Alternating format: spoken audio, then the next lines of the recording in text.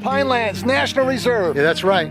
We're in the New Jersey Pinelands, and this is actually one of the 400 plus National Park Service sites. So how much you know about the New Jersey Pinelands? Even people from the state of New Jersey know very little about this place. Over 1 million acres, roughly 1/4 of the entire state. So what comes to mind? Cranberry bogs?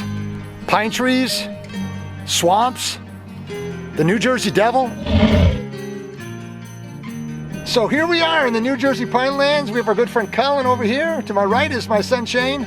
And we are searching for ghost towns. And in those ghost towns, we are looking for the ruins of old factories that used to operate here in the 1700s, 1800s, and early 1900s. You guys ready? Ready. Let's go. There is more graffiti seen at this place than a New York City subway car. And look at this. It's not just the old factory. It's even on the road itself. Stuff is everywhere.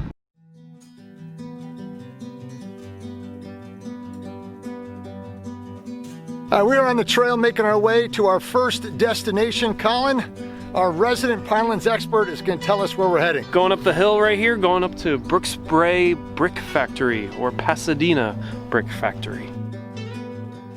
So park on the road, cross the railroad tracks, walk in about a football field, and this is what you see.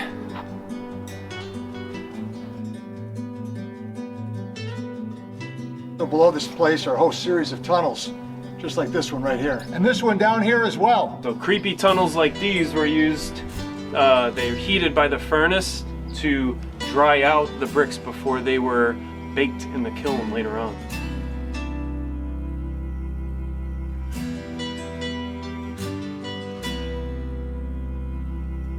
So this factory was built in 1905.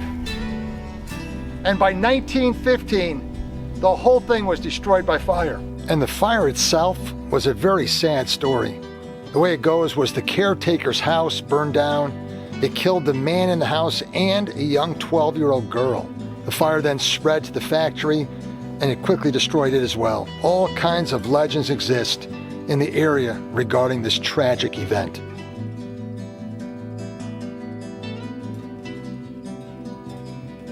So we're across the railroad tracks, heading back to the car. Stop number 2 coming up, and that is Harrisville.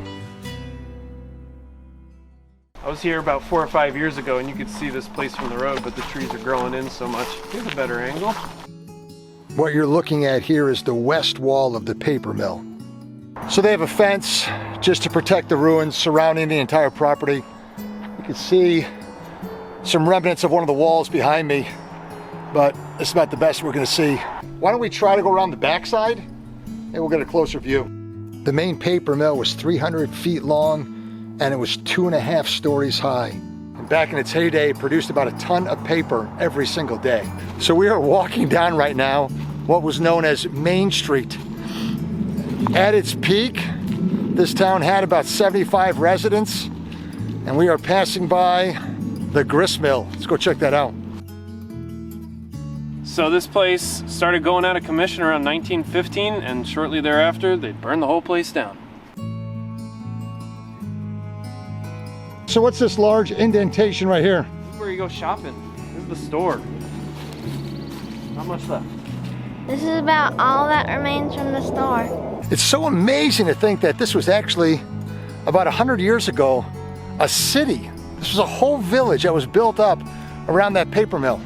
And right in front of me was the mansion. There is nothing left but a big hole in the ground right now. The Pine Barrens have now reclaimed this entire area, leaving nothing but vanishing ruins and scattered piles of rubble. Dad, there's something right here. What is it? It's a foundation with bricks in it. I think that's what we're looking for. Good job, Shane. You found the workers' homes. The town had white picket fences and gas-lighted lanterns. However, as the railroad progressed, the paper-making techniques became more efficient, and then the town vanished. All right, what's the next place, Colin? Weymouth Furnace. How far? 30 minutes.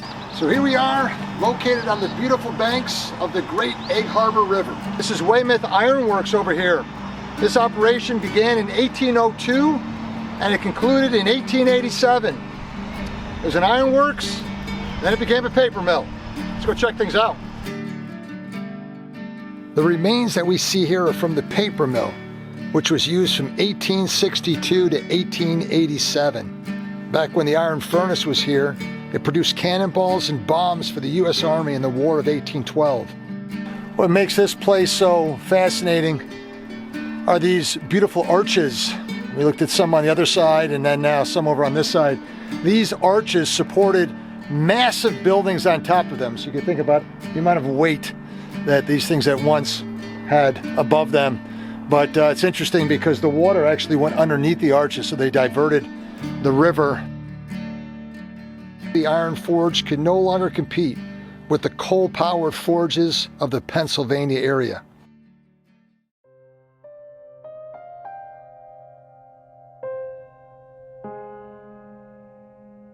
With plenty of sand and pine wood to stoke the furnace, John Estelle built Estelle Glassworks right here in 1825.